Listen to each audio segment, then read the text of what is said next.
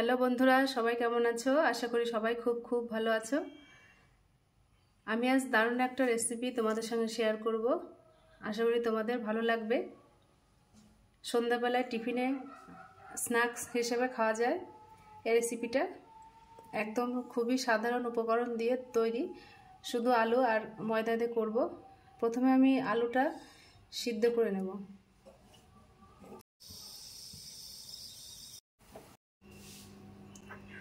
বন্ধুরা, এবার আমি এই স্ন্যাক্সটা বানানোর জন্য আমি প্রথমে ময়দাটা মেখে নেব।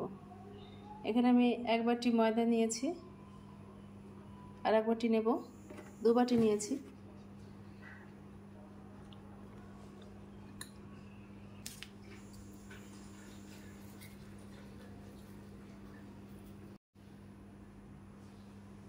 পরিমাণ মতো লবণ দেব,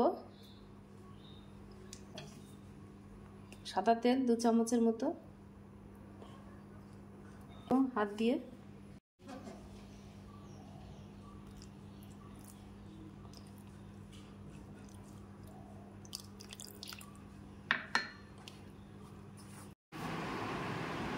বন্ধুরা, ময়দা মাখা হয়ে গেছে। এবার আমি ঢেকে রেখে দেব 10 থেকে 15 মিনিটের জন্য। একটু শক্ত শক্ত মাখাতে হবে, আমি শক্ত শক্ত করেই মেখেছি। এবার ঢেকে রেখে দেব 10 থেকে 15 মিনিটের জন্য। আমি এবার একটা পুর বানাবো। তার জন্য আমি প্রথমে এই আলুগুলোকে সিদ্ধ করেছি। এবার সিদ্ধ আলুগুলোকে ম্যাশ দিয়ে ম্যাশার করে নেব। বন্ধুরা, আলু ম্যাশ করা হয়ে গেছে। এবার আমি এর মধ্যে কিছু মশলা মেশাবো। আমি এখানে দেব কিছু ধনেপাতা, কসুরি মেথি 1 চামচের মতো। এখানে দেব আমি শুকনো লঙ্কার গুঁড়ো 1 চামচ। এখানে নুন দেব আমি পরিমাণ মতো 1 চামচের মতো দেব। যে যেমন লবণ খাবে সেরকমই দেবে। তারপর দেব আমি কাঁচা লঙ্কা কুচি দেব, 2 থেকে 3টে দিয়েছি এখানে। তোমরা যে যেমন ঝাল খেতে পছন্দ করো দেবে। আর দেব আমি এখানে ধনে, আমি একটু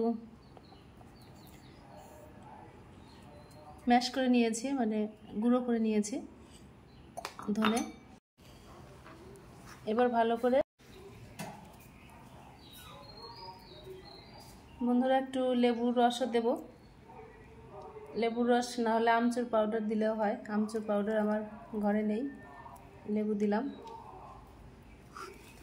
দিয়ে ভালো করে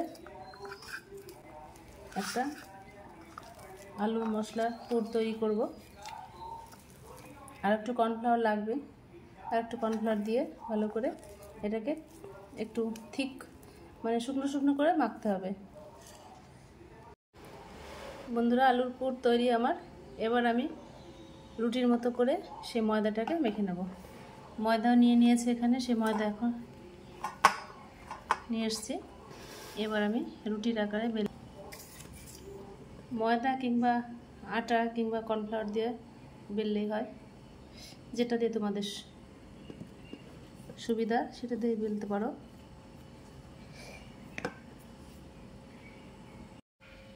আমি 2টো বেলে নিয়েছি রুটির মতো করে।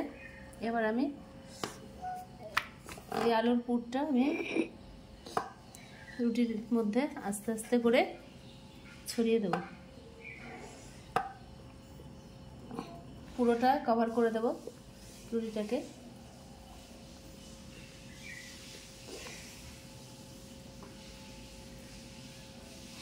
বন্ধুরা, এখানে কর্নফ্লাওয়ার কিংবা চালের গুঁড়ি মেশালে কি হবে, এখানে এই রুটির ওপরে ছড়াতে অসুবিধা হবে না, আস্তে আস্তে করে ছড়ানো যাবে। মানে আলুর যে মশলাটা, যে জলটা ছিল সেটা শুষে নেবে।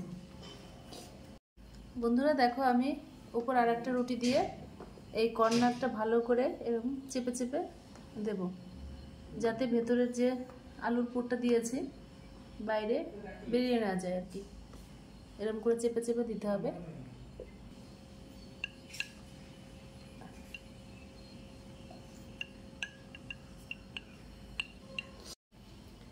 দেখো বন্ধুরা, আমি অনেকটাই ছড়িয়ে দিয়েছি, পুরো চাকি একদম কভার হয়ে গেছে। এবার আমি ছুরি দিয়ে কেটে নেব।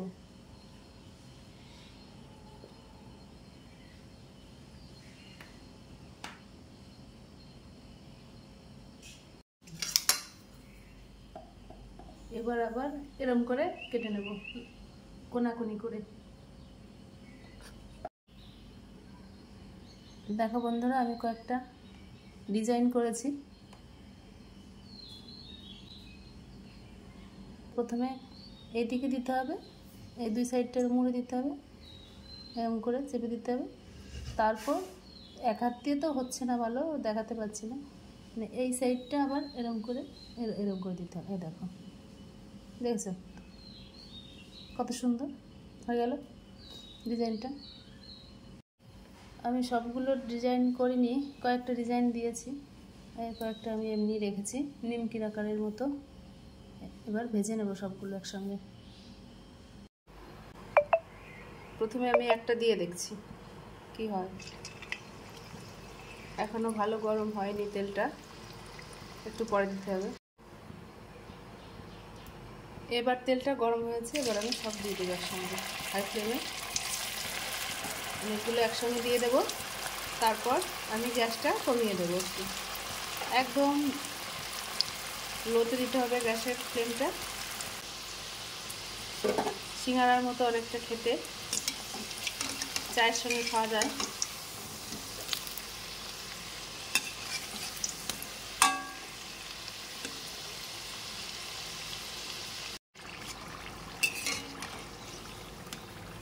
ভাজা হয়ে গেছে, এবার আমি তুলে নেব।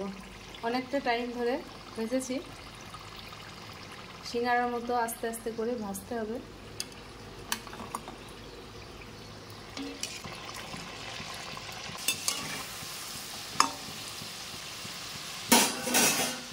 এগুলো ভাজা শেষ, এবার আমি সবই তুলে নেব।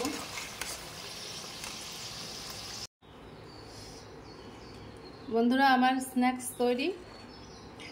দেখো, সব ভেজে নিয়েছি। এই স্ন্যাক্সটা তোমরা চাটনি দিয়েই খেতে পারো, বেশি ভালো লাগবে আর কি। যাই হোক, আমার বাড়িতে চাটনি নেই, তার জন্য আমি এখানে টমেটো সস নিয়েছি, আর এখানে নিয়েছি আমি চিলি আর গার্লিকের একটা চাটনি তৈরি করেছিলাম বাড়িতে, সসের মতো। একটু খেয়ে দেখি।